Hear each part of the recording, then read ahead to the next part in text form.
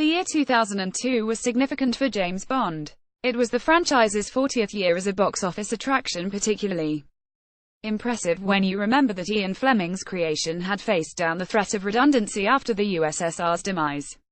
But Bond was always his worst enemy. Fans of the series could always expect some degree of self-parody and hit-and-miss ideas. As long as Bond ordered martinis right and introduced himself surname first, where was the problem? But that year's adventure, Die Another Day, ended that. Though an undeniable financial success, it was never forgiven for its Austin Powers-style excesses, space death, ray chases, tsunami surfing, a North Korean-turned-Caucasian villain and a Madonna cameo. Daniel Craig's incarnation worked as a force-soon 5 film qualification of its escapism. Pun, wacky gadgets and eccentric megalomaniacs are gone. Bond now has an emotional side, which is developed by a greater emphasis on continuity.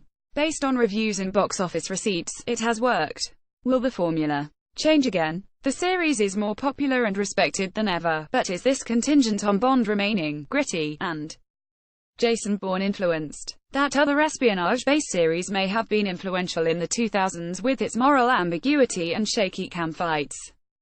But larger-than-life action and overt humor is also popular again. The Bond movies are always welcome to return to their original cinematic home. 2002, however, was not the nadir of the franchise. And that's because Electronic Arts, who held video game rights to 007, released James Bond 007 Nightfire. Like the more famous GoldenEye, the game was a first-person shooter, only with its own original story. With the right degree of adaptation, the game has enough ideas to make a worthy 007 film, one that would restart the franchise in a confident direction when Daniel Craig retires from the role. Here's why it lets Bond be Bond. The 007 films have an advantage over other intellectual properties. They're immune to the endless sequels complaint. Before the term soft reboot even existed, Eon had made it their speciality. People can argue over which Bond and Bondside manner is the best, but ultimately it's still James Bond. It's the one franchise where people expect callbacks to earlier films. The plot of Nightfire is Bond at its Bondest. There's a businessman named Raphael Drake, who likes cleaning up decommissioned nuclear reactors. He also has a private castle, island, space program and Yakuza ties.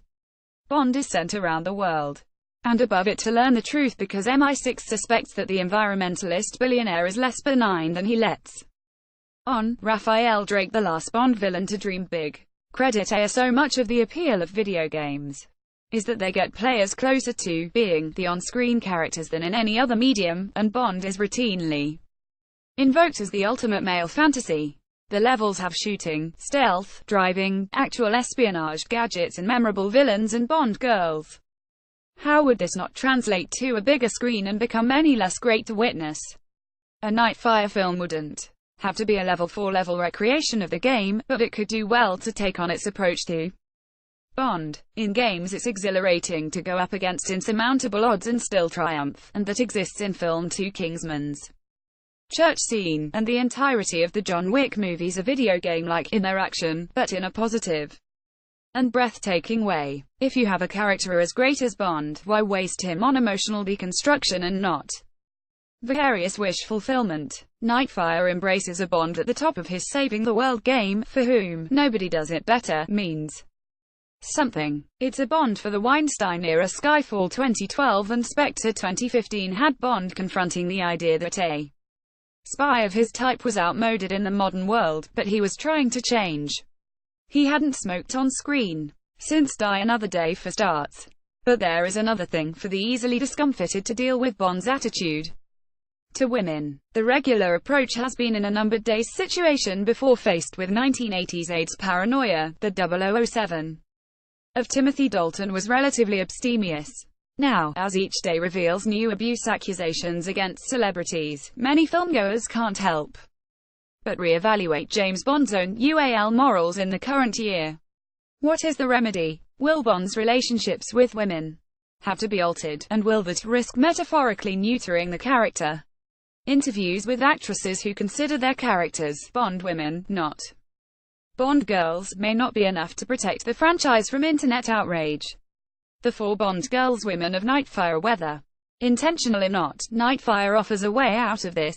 For much of the game, 007 is assisted by female allies. The most memorable is Zoe Nightshade, an American agent who joins Bond in infiltrating Drake's castle in Austria, then escaping it when their cover is blown. Nightshade fits in the same transatlantic ally niche as the Bond regular Felix Letter, but is her own character, unless some kind of pandering gender swap. Bond and Zoe are prior and resumptive romantic partners. While happy in each other's company, they are aware of each other's true nature. For example, there's a scene in the castle level immediately after Bond's rendezvous with Nightshade. They are joined by Dominique Paradis, a French spy. Posing as Drake's mistress, she also happens to be one of Bond's conquests. This prompts a lot of jealousy and competitiveness from Nightshade. It's similar to the recurring joke in Christopher Guest's Best in Show 2000, where the dog owners, played by Eugene Levy and Catherine O'Hara, regularly cross paths with her exes. If extrapolated to cinema, the Bond-Nightshade dynamic could return the 007 to its humorous past through a kind of screwball, Howard Hawks-influenced relationship. It would appear more natural than Marvel quips and wackiness. And romantically, Bond shouldn't be doomed to cheap affairs, a Vesper Lind morning. His rapport with Zoe Nightshade gives Bond an on-off foil, not a one-off fling. It has the greatest henchman in decades. No Bond film is complete without him confronting a distinctive supporting villain. Some of these ultimately become more infamous than the main villains. Oddjob and his hat are more memorable than Auric Goldfinger. One of the most menacing supporting villains ever was GoldenEye Xenia Onatopp, whose ability to suffocate men in coitus made her seem uniquely qualified as a Bond killer. Has anyone threatened 007 as much since? After the Brosnan era, James Bond has been reduced mainly to fighting generic thugs who look like they were left over from a Taken movie. For all its faults, Spectre did try to resurrect the